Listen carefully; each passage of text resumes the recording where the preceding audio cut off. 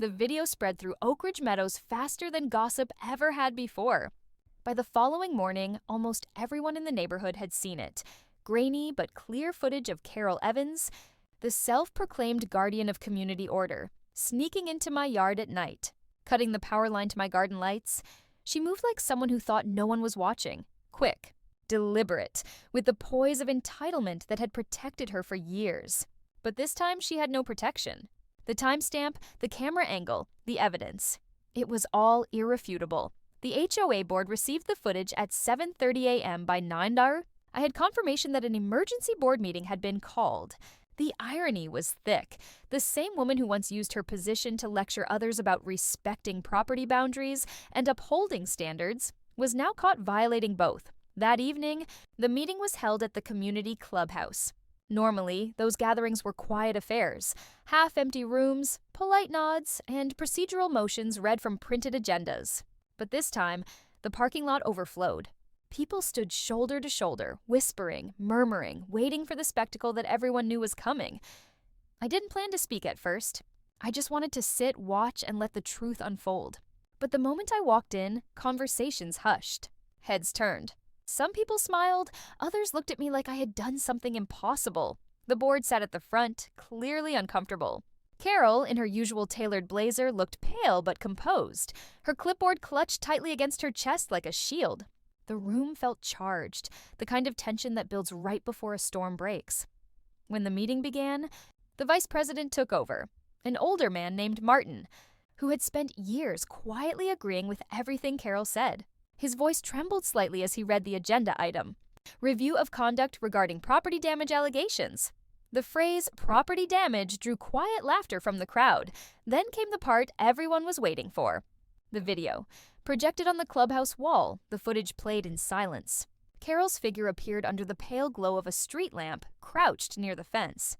The scissors gleamed briefly as she reached down and snipped the line. She paused for a moment afterward, looking around before hurrying back across the lawn. No one said a word when it ended. The silence was louder than any accusation. Finally, Martin cleared his throat. His face flushed. He stated that the board had reviewed the footage and that it was, quote, deeply concerning. He then turned to Carol and asked if she wished to respond. She stood slowly, her voice shaking but defiant. She claimed the footage was taken out of context, that she had merely been inspecting a potential code violation, and that she had permission to be there. But her words fell flat. No one believed her. The murmurs grew louder, the disbelief palpable. I stayed quiet. I didn't need to defend myself. The evidence spoke louder than I ever could. Finally, a resident from the back of the room stood up. A man I didn't know well, but one who had clearly been waiting for this moment. He said that for years, Carol had harassed residents with petty fines, false reports, and arbitrary rule changes. His voice grew stronger as he listed example after example. One by one, others joined in. A woman recounted how Carol fined her for a bird feeder. Another described how she'd been threatened with legal action over non-standard mailbox paint. It was as if the dam had burst. Years of frustration poured out in that single room. Carol tried to speak over them, to restore her authority, but her voice was lost beneath the rising chorus of voices. For the first time, she wasn't feared. She was exposed. When the shouting subsided, Martin announced that the board had no choice but to remove Carol as HOA president, effective immediately, pending further investigation into her conduct. The motion passed unanimously. Just like that, the woman who had ruled Oak Ridge Meadows with an iron fist for over a decade was stripped of her title. The crowd erupted into quiet applause. Not celebratory, but cathartic, a release of tension that had lingered for too long. Carol left without a word, her head bowed, her clipboard pressed tightly to her chest. When she passed me near the door, she didn't look up. She didn't need to. The power she once held had vanished, and all that remained was silence. After the meeting, residents gathered outside the clubhouse, talking animatedly. Some approached me to thank me for standing up, for doing what they hadn't dared to.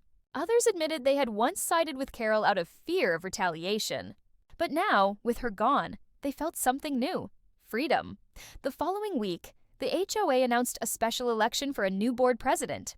For the first time, the candidates talked not about enforcement or conformity, but about creativity, community events, and flexibility in the rules. The culture of Oak Ridge Meadows was shifting. In those days, my yard became more than just an art display. It became a landmark. People from neighboring communities drove by to see the famous Legal Wonderland. Local news even ran a short segment about it, calling it a symbol of peaceful resistance against overreaching HOAs. The irony wasn't lost on me.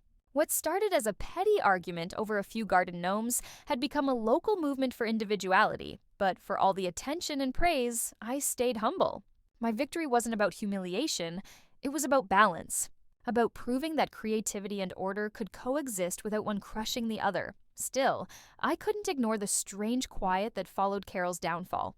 For days after the meeting, her house remained dark. The blinds were drawn, the lawn unkempt, a rare sight in Oak Ridge Meadows. Then, one morning, a moving truck appeared. By afternoon, she was gone. No one saw her leave. No one waved goodbye. It was as if she had vanished overnight, taking her rigid sense of control with her.